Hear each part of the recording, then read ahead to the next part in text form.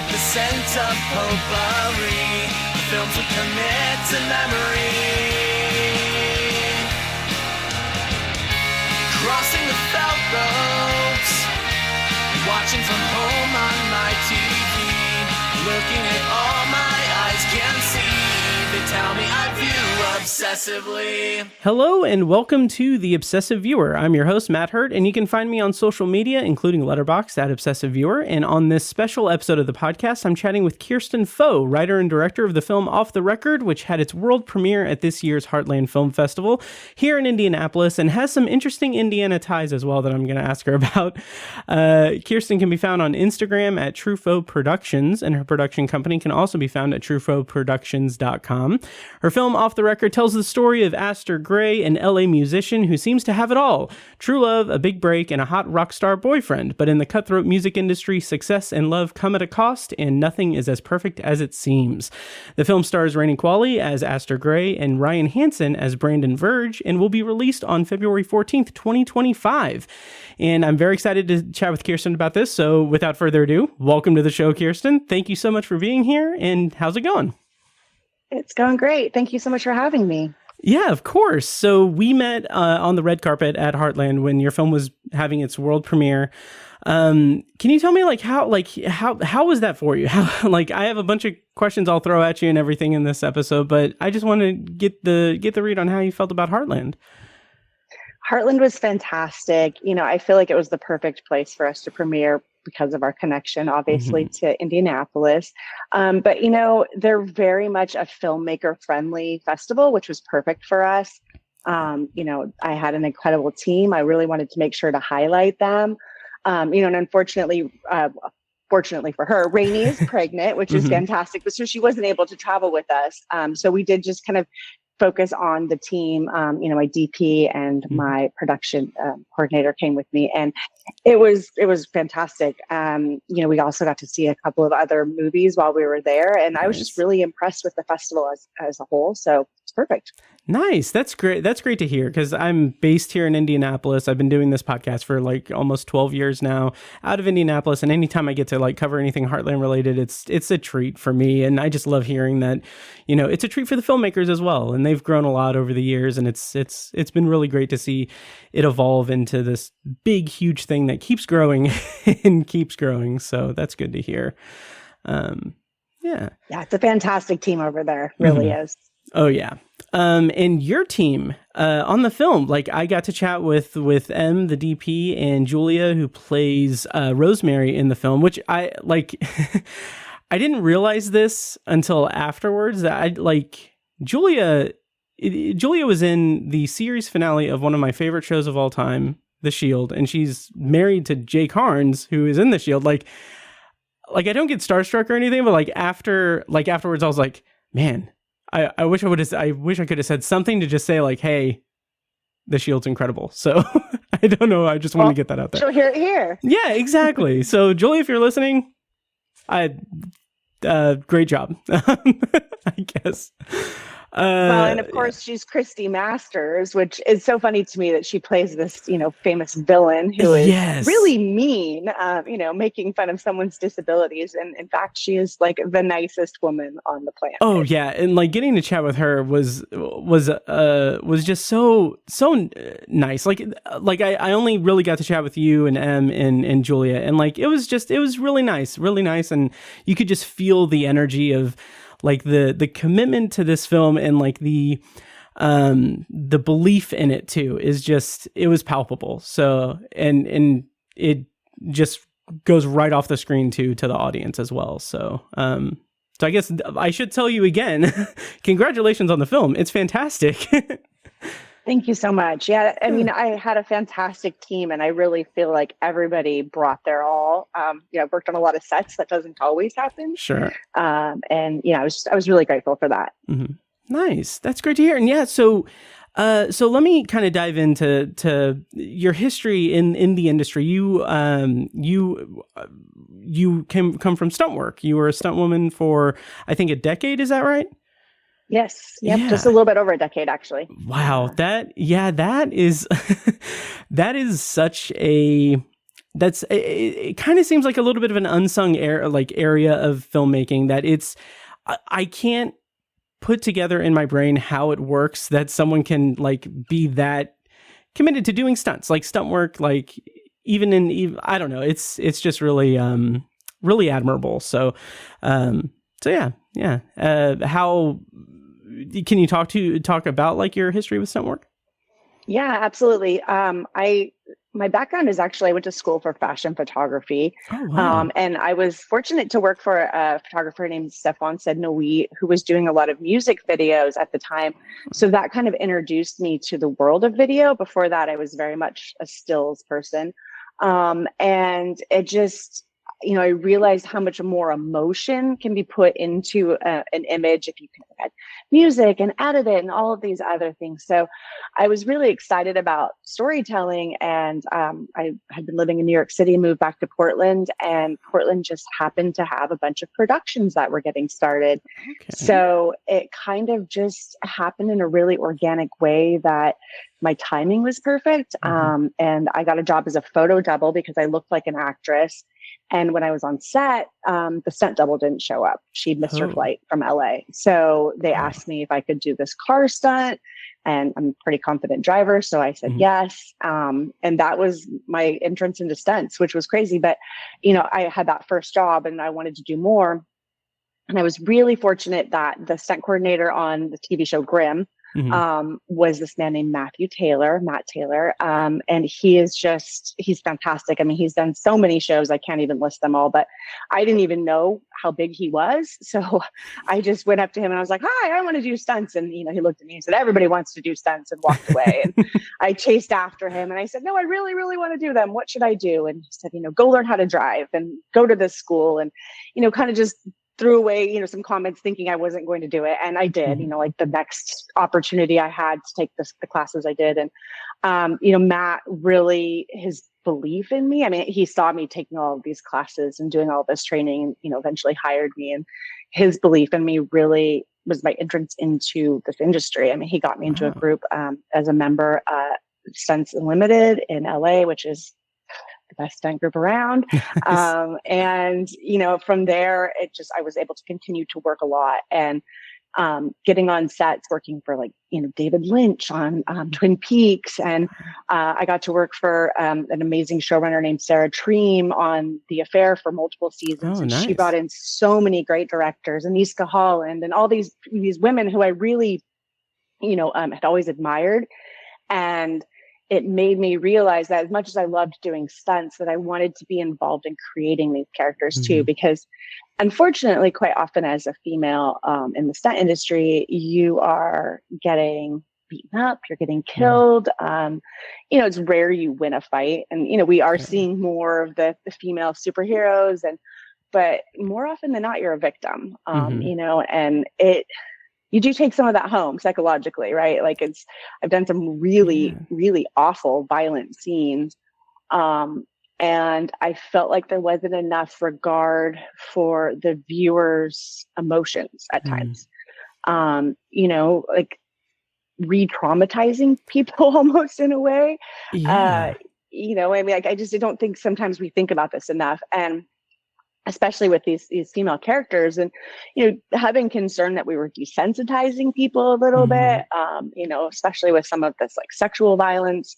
I actually was on a show and they requested that we do a beautiful rape scene because Game of Thrones had been very successful with theirs. And, those type of conversations, having to sit in these production meetings and listen to typically men having these conversations about, how to make a rape scene look beautiful. It made me realize that I wanted to have more power in creating my characters. I mean, I think storytelling is so powerful because, we are seeing all of these people doing things. And if we see someone who looks like us doing something, sometimes it's this reminder of oh, I could do that. I could be that person too, that person that looks like me that's doing this thing. And maybe we've never seen that before, right? Maybe we've never seen someone like us doing this thing. But on the flip side, if we're always seeing women being victimized, and, that also I think can be kind of damaging. So yeah, for me, I am surrounded by strong women, and I wanted to see more of these strong women, that are standing up for themselves and standing up for each other.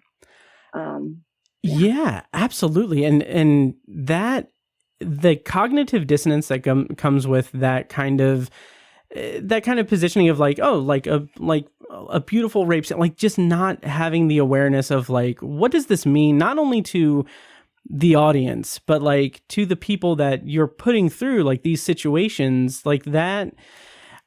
That rubs me the wrong way on so many levels, obviously. And, it's great to know that you like wanted to take charge. And I think that can lead me into talking about this film, because there's such a level of power within it and the power dynamic that's present in it that I think is done so beautifully in terms of creating this honest portrayal of this abusive relationship.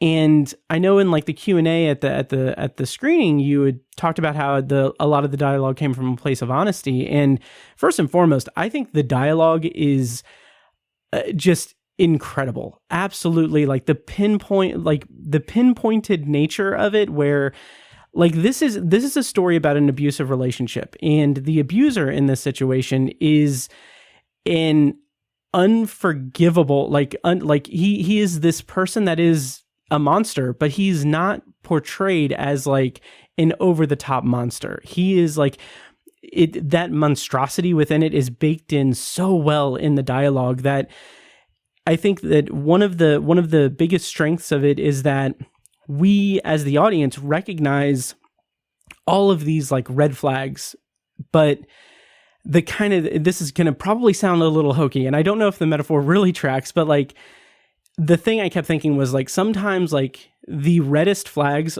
are like covered in like dirt and like covered and like obscured a little bit. So like in the beginning of the movie, when you have Aster and Brandon kind of having their time together, like their meet cute, they're coming together, their relationship starting, we see all of these little red flags, and Aster does too, but it's shielded by not out of necessarily like this just profound love that she has for him, but it's just he's so calculating with it that there's this like give and take where in a lesser script you like the audience would be positioned like would be thinking like, Aster, what are you thinking? Like what are you doing? But the script does such a great job of putting us in her perspective to where, yes, there are these little like nuggets of red flag things, but it's not something that is like he's not doing anything horrendous yet. And I just think that the level of care within the dialogue, it's something that makes me like want to champion this movie so much, because I feel like people who have experienced or will potentially sadly experience like bad relationships like that should see this to see how just like honest the dialogue is in this movie. So can you speak to how it went with writing the dialogue and developing this relationship in the movie? Yeah, and thank you so much for what you just said. It really resonates with me a lot, and I want people to see this relationship as this, it's a love bomb situation. Mm-hmm. And I actually had a couple people, a person that got brought on to the movie as an advisor. It was a woman who said, "I don't really think Brandon's such a bad guy. Like, what is it that he's doing that you think is so bad?"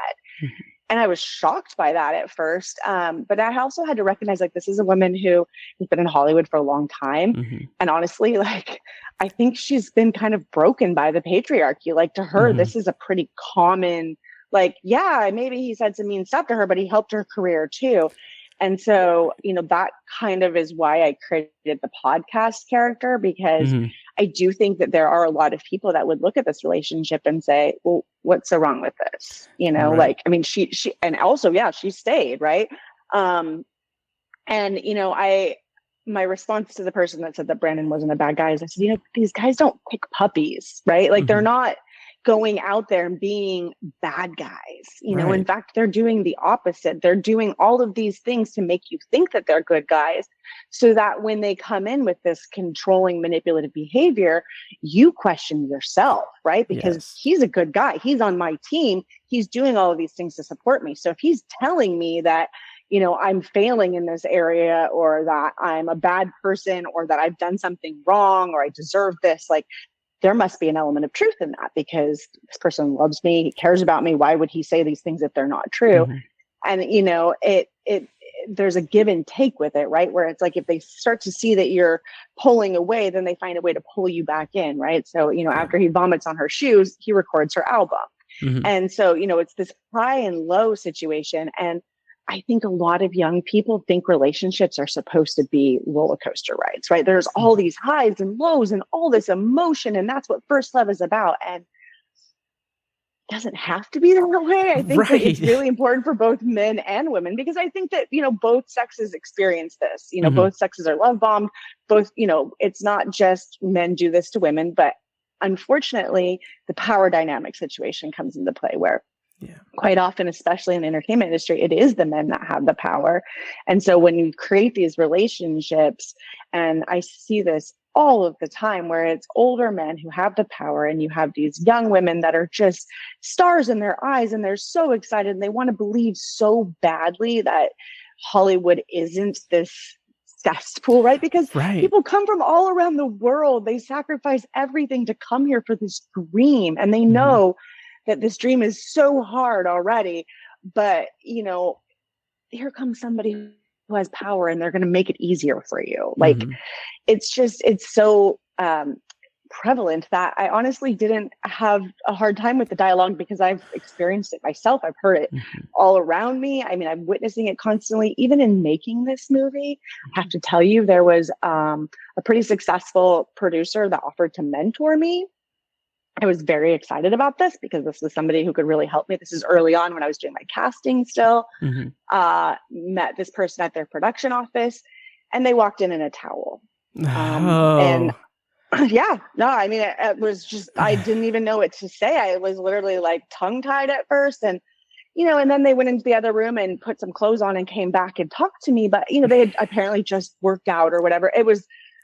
It felt very much to me like we were just kind of putting the power dynamics right out on the open, right? Like he felt like he had so much power that even though everything that's happened in Hollywood, he could still walk into a meeting and he knew what the movie was about, right? Like, it was, so, I put it in the movie. The scene where Brandon's holding the towel and he drops it. Luckily, this person did not drop it, but it was just that, Aster's reaction, and that it was my reaction, where it was like, literally didn't even know what to say. And then, of course, in the car on the way home, I had all of these witty comebacks, these things I should have said, right? But in that moment, I didn't say anything other than, I think maybe you should put some clothes on. Right. And I said it in a way where I was almost apologetic, because I'm bothered that you're not wearing clothes. And it was just, I was really mad at myself, but it was also just this really good reminder that, you think you're strong and you think you're prepared for these situations. And then something like this happens and you're just like, what, really? Right. Yeah. A lot of Aster's, reactions and experiences are based on real life, unfortunately. Yeah. Yeah. That is incredibly unfortunate. And especially, like you said, like now, like, kind of, I don't want to say post Me Too, but like after, the industry has gone through like the Me Too movement and everything, like, I feel like there's this level of, conversation surrounding it was like, well, now like all of the bad stuff is out, so like everything's good now. It's like, that's not the case. It is ingrained in it, like, that it's stuff that needs to be, pointed out and needs to be, addressed forever. Because it's like situations like that's appalling, and that's clear. Like, it feels like that is definitely like that power dynamic thing, like showing like, oh, I have the power in this meeting. And like, had like in those situations, like being able to just like catch someone so off guard that they can't, like, it like it is a situation where you can't in the moment think of the right thing to say or appropriate thing to say because you're so shook by it. And then, yeah, you have that after, like the staircase wit thing on the ride home, and like that kind of manipulation tactic, that kind of just gross power thing is just it's appalling. And I'm glad that you got the team that you did, that from the sound of it, like you were not putting up with any of that kind of BS. So that's really good to hear, and unfortunate that, you know, that kind of thing still exists and is something that happens. I was lucky in the fact that this was just someone who was offering to come in and mentor me. This wasn't somebody who I had to work with. This wasn't a studio head or someone on my project that, you know, it was a choice of like, well, I either work with this person or I don't make my movie. But unfortunately, that happens all the time, right? Where people are put in these positions where the people with the power are doing inappropriate things, and they recognize, if I speak out, I'm going to lose my chance. And I think there's also this hope that like, you're going to get to this level where it's not going to happen anymore, right? Like, okay, well, you know, they're only doing this to me because I'm, you know, I don't have a big name, but if I have a bigger name, then they won't do this to me. And so you kind of let it happen in the beginning, feeling like I have to go through this to get the power. And, you know, I also see this a lot just on set, where you'll have people who are kind of abusive, or just actually abusive. And, you know, their explanation for it is, well, I had to go through that. You know, when I came up, people treated me like crap. And so therefore, this is like the rite of passage. And it's like, oh, no. This is a cycle that needs to be broken, right? Like, absolutely. You know, just because this has always been this way, that is all the more reason to stop it, right? Because it's like, it's gone on long enough. And, you know, I do think there's a lot of people in Hollywood that try to say, oh, we locked up Harvey Weinstein, so the problem is solved. I mean, Harvey Weinstein was literally on trial in Los Angeles the week that this happened to me. And like, I was, you know, got in the car and turned on NPR, and they're like, Harvey Weinstein is in court today. And it was that reminder, like, this person didn't forget that happened to Harvey Weinstein. They absolutely knew, but they had no fear in doing this still. And like that kind of tactic sounds like it's right out of the Harvey Weinstein playbook. Like, that's the stuff that he, like, in addition to many other things, like that's, it's just, it's unfortunate. That's terrible. Yeah. You know, and I will say I've shared my experience with some people, and there are a lot of other people that have had similar experiences with this person. And it's just one of those things where, you know, I think we need a big overhaul. A big overhaul of power in Hollywood and in the music industry. You know, I mean, both of these industries. So I say Hollywood, but when I say Hollywood, I mean, it's kind of all encompassing to me. You know, it's arts. Sure, absolutely. And that's a good segue to bring us back to the film itself, like making it a music film, making it set in the music industry. I know that there's a lot of influence, of course, from like the Taylor Swift side of things in terms of legal issues that she's had that are similar to this. Like what is something that like you thought of when adapting it into, or taking the story into like the LA music scene? Sorry, I've got a cat on my lap. Oh, no, that's fine. My cat is resting. She's my producer. I don't know where she might pop up at some point. So cat's welcome here.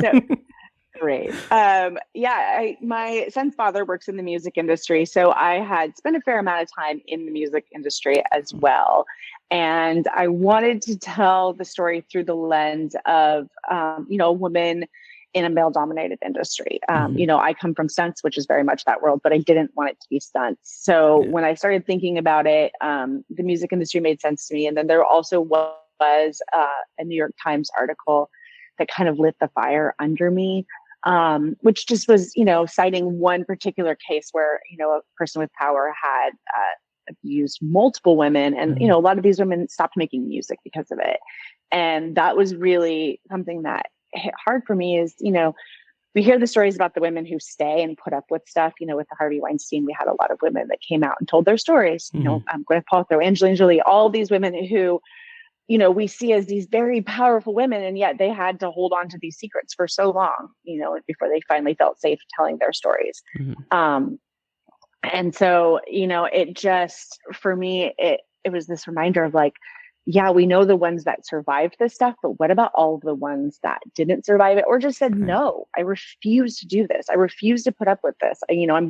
This is more than I can handle. And like, we lose out in that way, right? Because these are artists whose art we never get to experience because somebody more powerful. And a lot of times I think there's like an envy thing here too, right? Where it's like, if you see someone who has this amazing natural talent and you're threatened by that, you want to stifle it, right?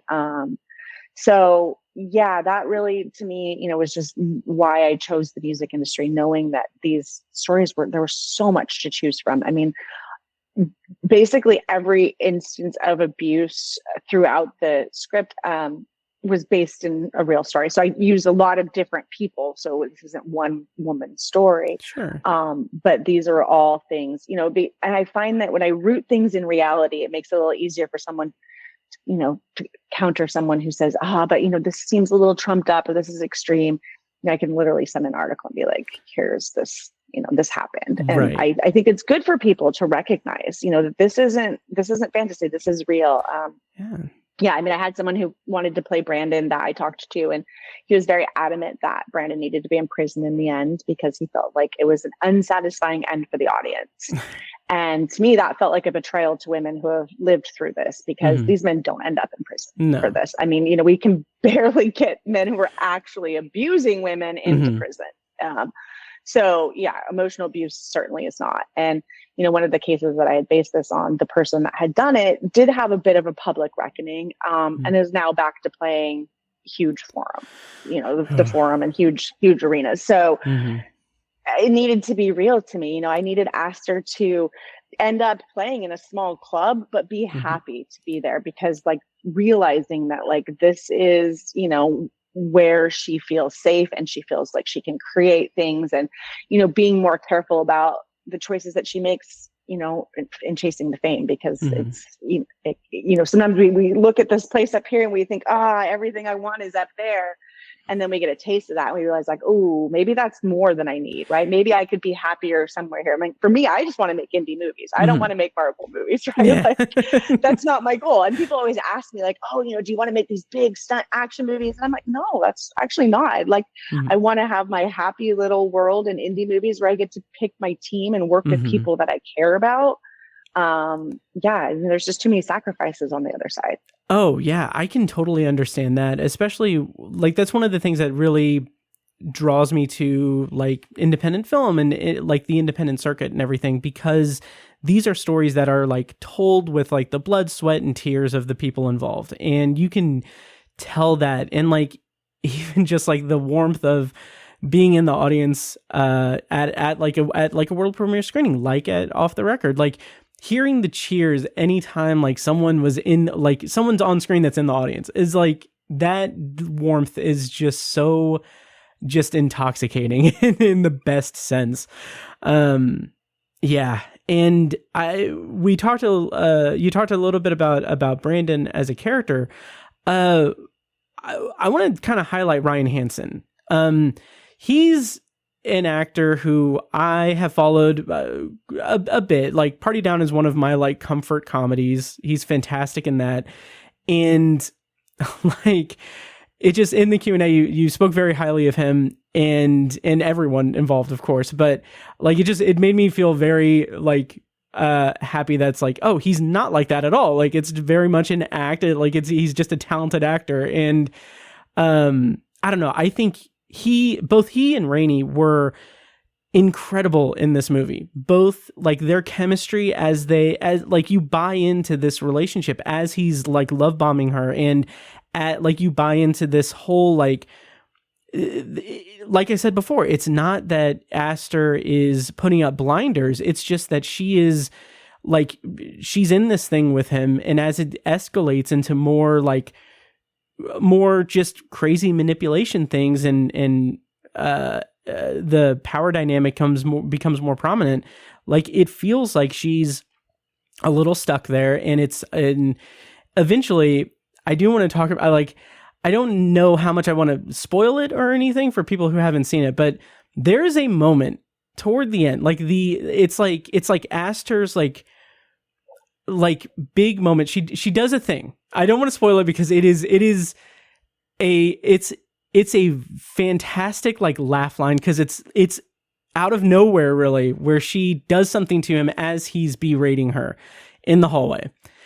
And again, that is such a brilliant, that's a brilliant like way to just showcase that change in the power dynamic while completely deflating him in a way that isn't matching his energy. And I think that moment is one of many moments where I'm like, people need to see this movie because they need to see what it's like to like the best way to just completely disengage from someone who is like being emotionally manipulative and abusive to them. Because it's sad that the easiest thing in the world is to match someone's energy when they are completely just like going nuts and crazy and screaming at you. But to do what she did is like just like the perfect way to just not give him the satisfaction and to just like not even level the playing field, but just like take back that power. So again, just incredible work. I love that scene so much. I do too. I'm glad you do.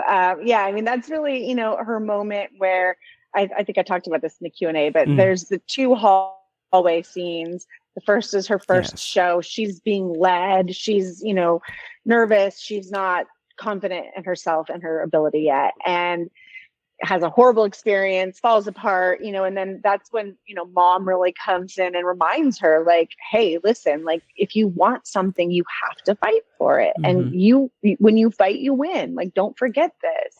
And, that's her all is lost moment. And I think she kind of recognizes like, I'm at the bottom right now and I've only got up, I can only go up here. And, also reclaims her power. I mean, she goes and does this show and she remembers that like the reason that he brought her into his orbit in the first place is because she's talented. She's really talented. She has a voice. She can write great songs and she remembers that that's her power and she gets up and uses it.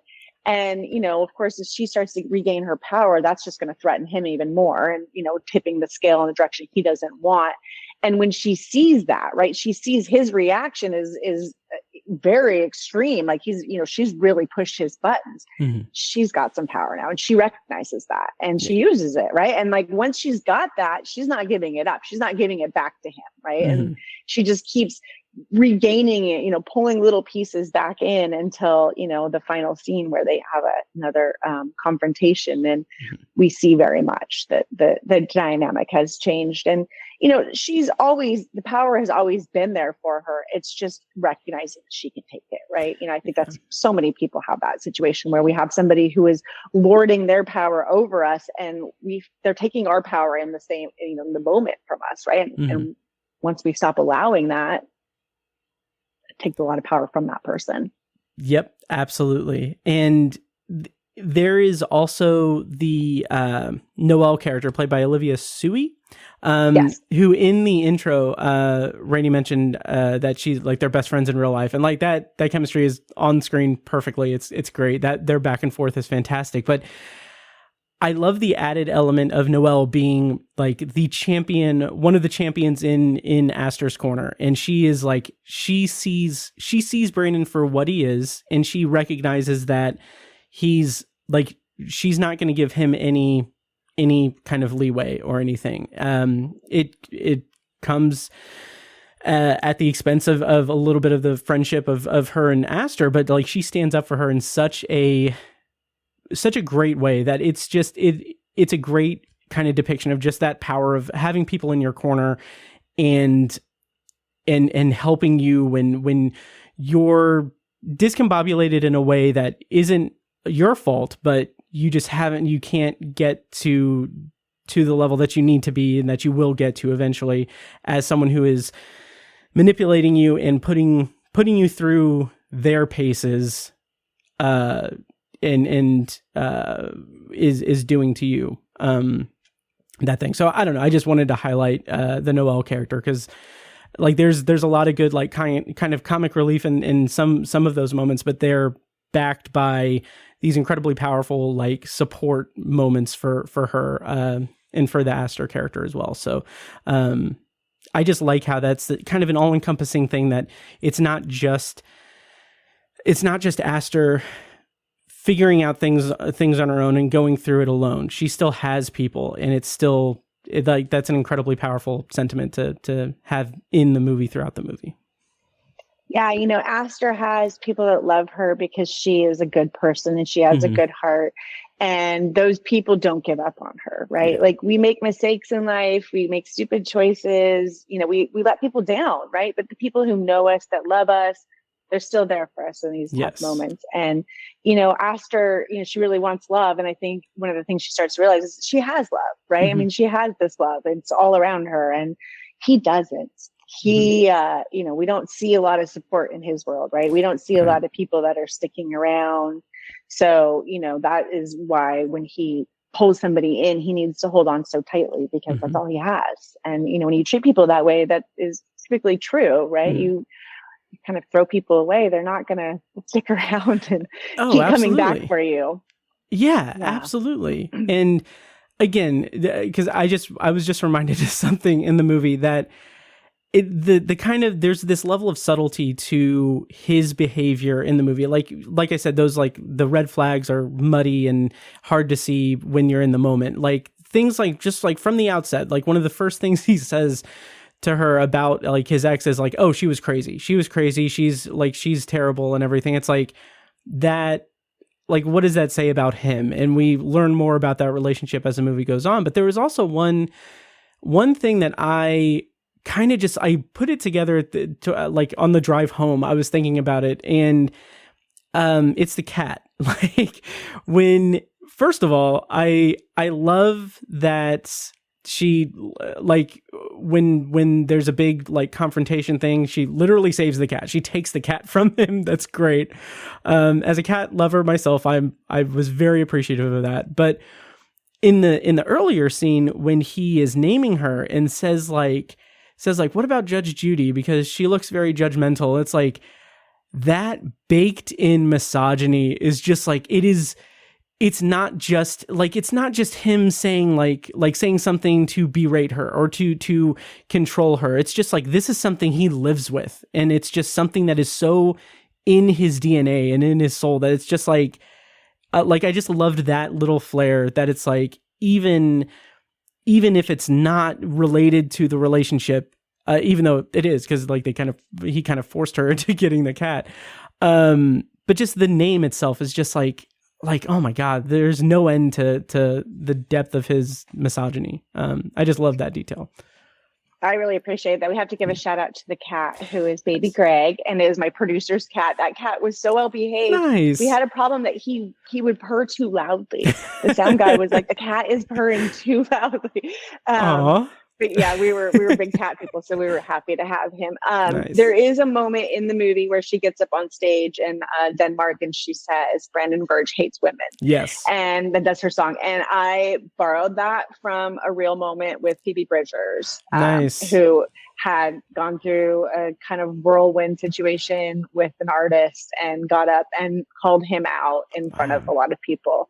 And she had written a song about him and played that song. And then, later she said that she had a conversation with him, and, she said, I'm sure you heard the song I wrote about you. And he had guessed a different song on the album. Like, he wasn't even aware enough to figure out.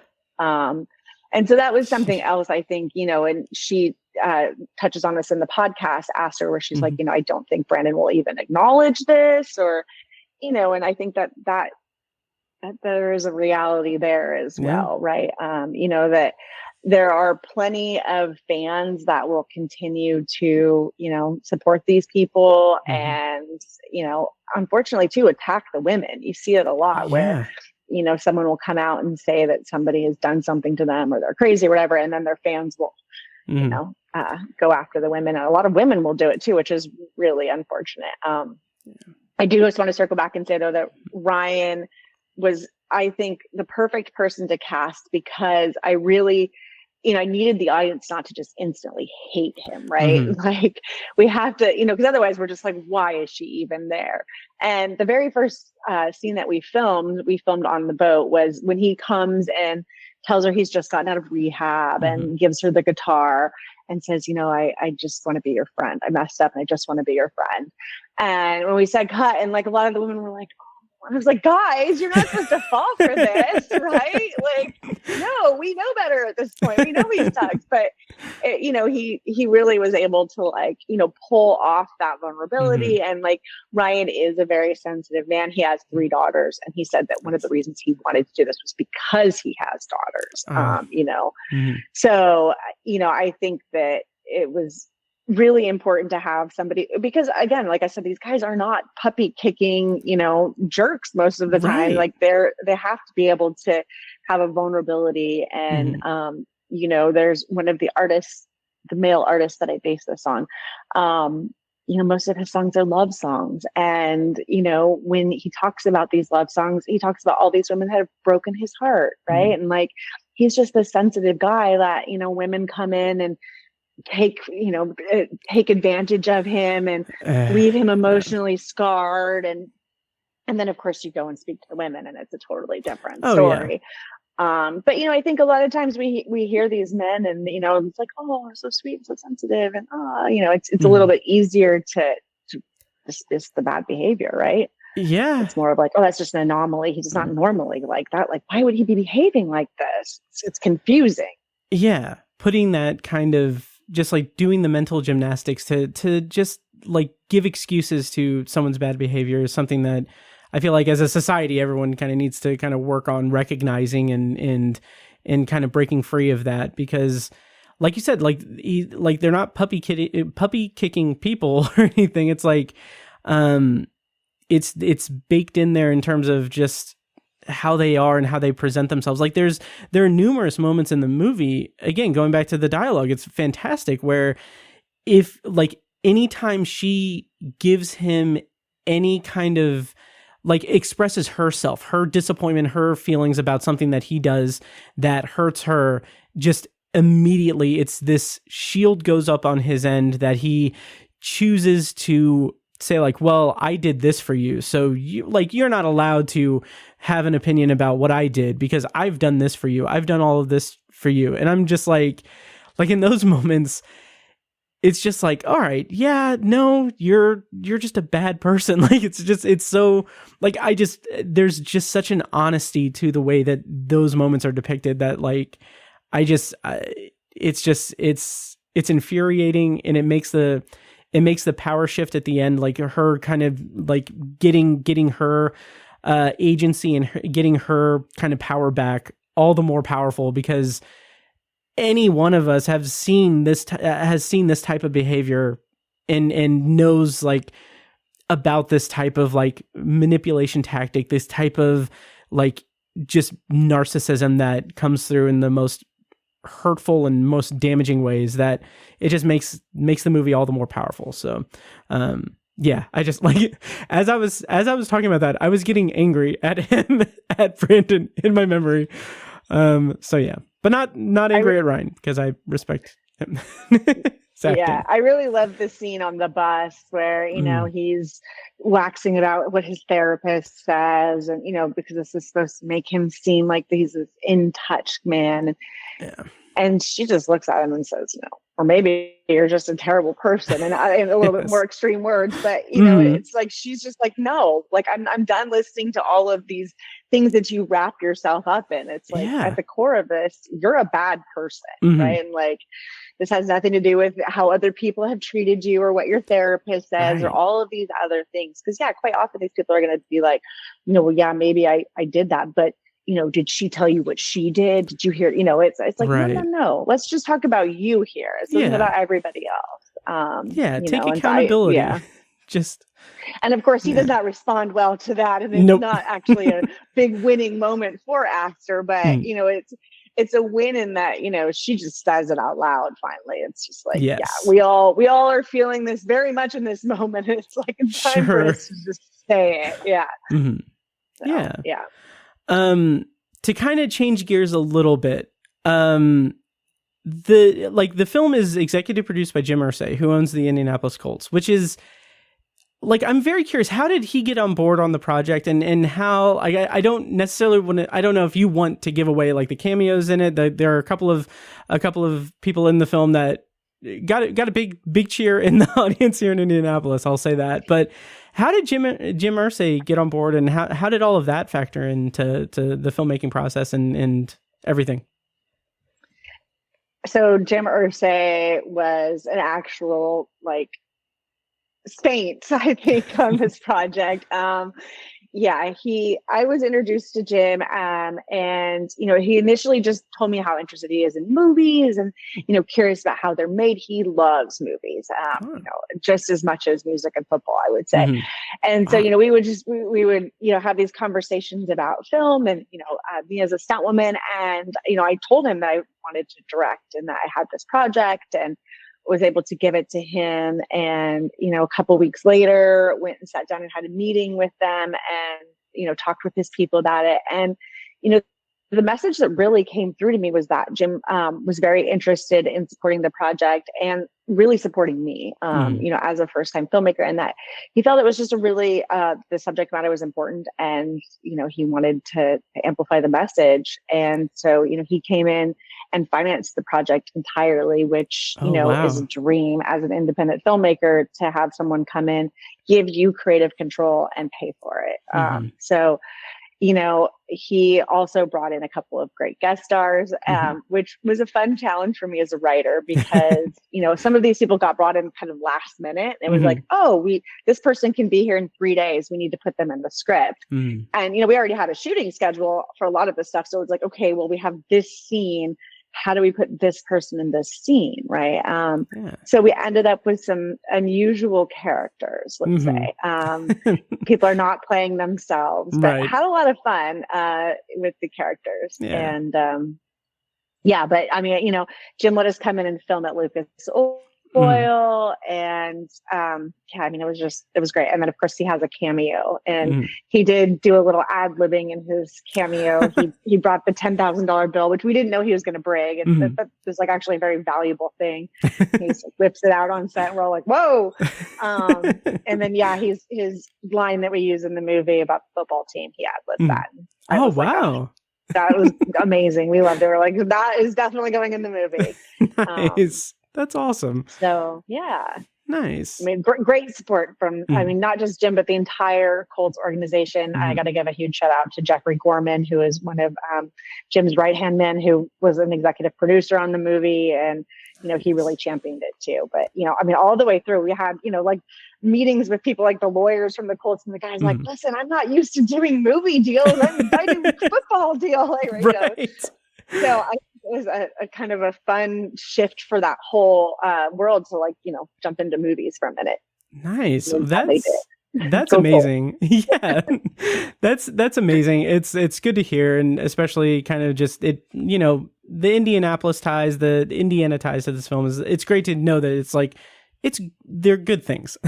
It's always great things. Yeah. Yeah. I mean, we would love to come back and film in Indiana too. We had a great time filming there. Nice. The people were wonderful. In LA, people are kind of tired of film production. Sure. So it's fun to go to markets where they don't have it as much, and they're still excited, want to be a part of it. So nice. Just great people. Nice. That's great to hear. And I am fully available for background work if you ever come back here to film. So keep me in mind.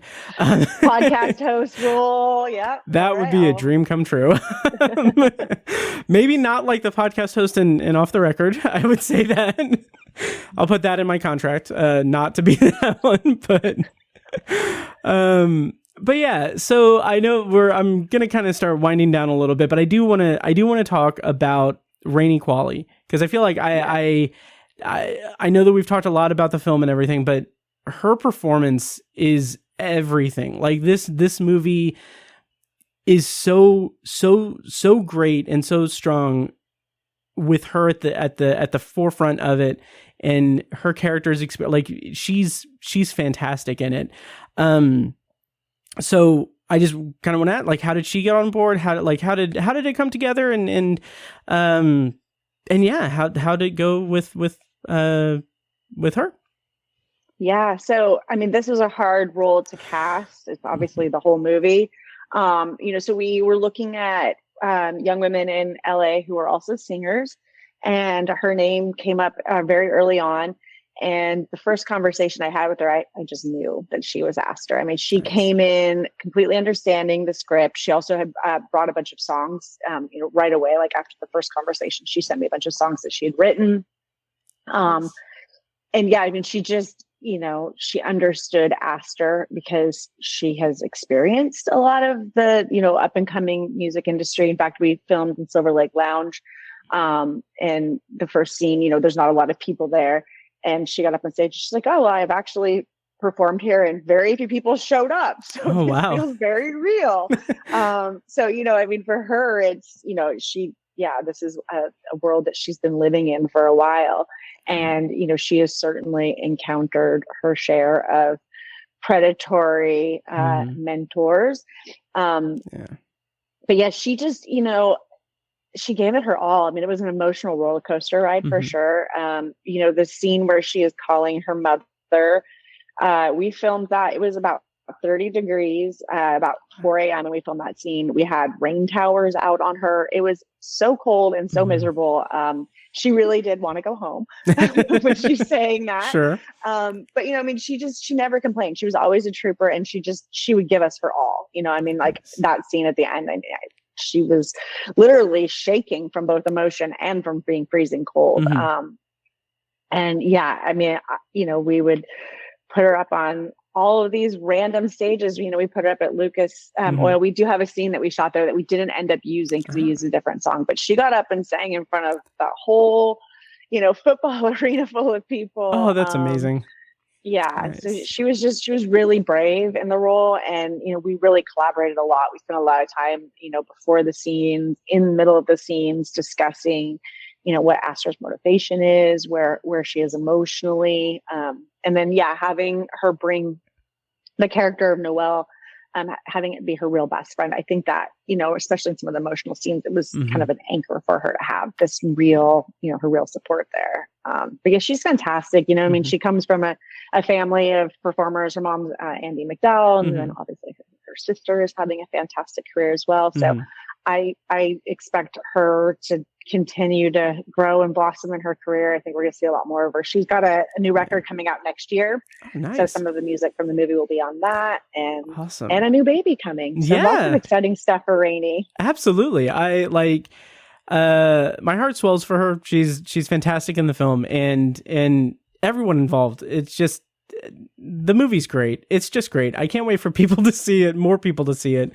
And we can kind of wind down a little bit. Is there anything else you want to kind of talk about? Anything that I didn't touch on? I know that as soon as we stop recording, I'm going to think of like 1,000 other questions, just normal baseline Matt Hurt stuff that I do here on the podcast. But anything else you want to kind of talk about with the film?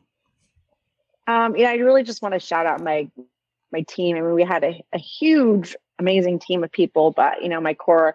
Michelle Gonzalez, who was my DP you mentioned earlier.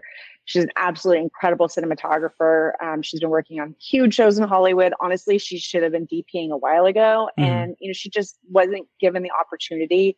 She was passed over. And, even in situations where women were told her they weren't giving her the opportunity because they felt threatened by her. To give her this opportunity, and she did such a fantastic job with it. Incredible. Yeah, we really wanted to put our money where our mouth is in this, and give these women who were overdue for these promotions the chance to shine. And so, with our stunt coordinator, Jess Harbach, is fantastic, someone I worked with forever in stunts. And then also did our second unit, our drone unit. And then Eloise Ayala, who created all of these worlds, and from the boat to Brandon's mansion, all of these worlds that we go through, and did a fantastic job. And lastly, Gabe Rodriguez, who was my producing partner. And in the beginning, it was Gabe and I and M and our locations manager, a guy named Clint Jones, who's an old friend of mine. So it was just the four of us, and we were driving out into the Salton Sea and just, wandering around out in the desert, trying to envision what it would be like with this full crew of people. And then, 4 months later, we were back there with that full crew. So it happened really quickly. I mean, we got the funding in May and we filmed in October. So Wow. it was a wild roller coaster ride. But those core people that came in the beginning with that belief and like stayed through the whole thing with that love and, up until the film festival, coming back and supporting it. Like without them, the movie wouldn't exist. So I have to shout them out definitely. But Well, that's great. Yeah. I love to hear it. It sounds like just such a good kind of just group of people with a great vision and seeing it through and getting it, out to see, for people to see it and more people to see it in February is just fantastic. I'm super excited for you, and I'm excited to see what you do next and what you all do next, because I was just very taken with this film, and I appreciate you taking the time to chat with me about it as I kind of just ramble on through all of this. No, this was great. I really appreciate the support for the movie. Yeah, Thank you of course. so much. Yeah, and before we go, can you tell people where they can find you online, like social media or anything else that you got to share? I am not really great with social media, but you did mention Truffaut Productions earlier, so I'm there. And then also I am on Instagram at KFO Show. Nice. And just keep your eye out for the movie, Valentine's Day, and we've got a couple other projects that are coming up soon. And I'm the next project I want to do is a lot more stunt heavy, nice. so I get to dip my toe back into the action world, which I'm excited about. So nice. Yeah. Well, open invitation to come on and chat with me about it. When the time comes, of course. Thank you so much for joining me once again. This has been such a pleasure, and honestly, I can't wait to see the film again when I can. And I wish you all the best. And congratulations on such a great and powerful film that I really want a lot of people to see. Thank you so much. I really appreciate it. They tell me I view obsessively. All right, and some housekeeping at the end of this episode. Thank you once again to Kirsten Foe for joining me for chatting about the film. Off the Record is going to be available in February 14th, 2025. Definitely check it out. I was very taken with it. I really enjoyed the film. For me, you can find more of what I do, including my written reviews, full episode show notes, and the complete backlog of our episodes at obsessiveviewer.com. You can also write into the show by emailing me at matt@obsessiveviewer.com. Once again, thank you to Kirsten Foe for joining me for this episode, and be on the lookout for Off the Record. That's it for this episode of The Obsessive Viewer. As always, thank you so much for listening, and make sure to follow the show on social media and subscribe to the podcast on your preferred podcast app. Also, check out Obsessive Viewer Podcast's other shows, Tower Junkies, a Stephen King podcast hosted by Tiny and myself, and Anthology, the Twilight Zone and classic sci-fi podcast hosted by me. Next time on the show, I'm going to have another filmmaker interview from Heartland 2024, so be on the lookout for that in a couple of days. And then the main episode next week, or this coming week, is going to be a review of Smile 2, and Your Monster, I think, is going to be the other review. So be on the lookout for that. Once again, thank you so much for listening, and I'll see you in the next episode. And now, enjoy this short clip from a recent Patreon exclusive episode. For the full episode and more Patreon exclusive content, sign up at patreon.com/obsessiveviewer. And that's the perfect kind of energy that Kieran Culkin brings to the role. He is very much larger than life in this movie, and he's very much kind of taking charge, and he has that charisma that is born of him just wanting to be the center of attention, but not drawing focus away from everything. He's not being an out-and-out asshole. He is this charismatic, charming person who has this pain within him, and this kind of loss of direction in his life. Thank you for listening to the Obsessive Viewer podcast. This episode was produced and edited by me, Matt Hurt. If you have feedback, thoughts on our episodes, or just want to connect, you can email me at matt@obsessiveviewer.com. For more information on this show, including a full archive of our episodes and show notes, visit obsessiveviewer.com. And if you enjoyed the show, please give us a follow on social media and subscribe to us on your podcast app of choice so you never miss an episode. Also, consider rating and reviewing the show on Apple Podcasts, Spotify, and Audible to help increase our visibility and grow our community. If you want to support the show and get early access to new episodes, as well as a steady stream of exclusive episodes, you can join our Patreon at patreon.com/obsessiveviewer. For information on more podcasts presented by obsessiveviewer.com, visit obsessiveviewer.com/podcasts. Our theme song is A Little Mad Sometimes by As Good As It Gets. For more of their music, check them out on Spotify and at asgoodasitgetsmusic.com. Thank you so much for listening, and we'll see you in the next episode.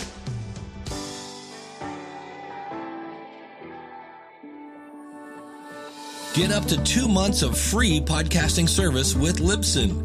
Check out the show notes for your promo code to get started podcasting today.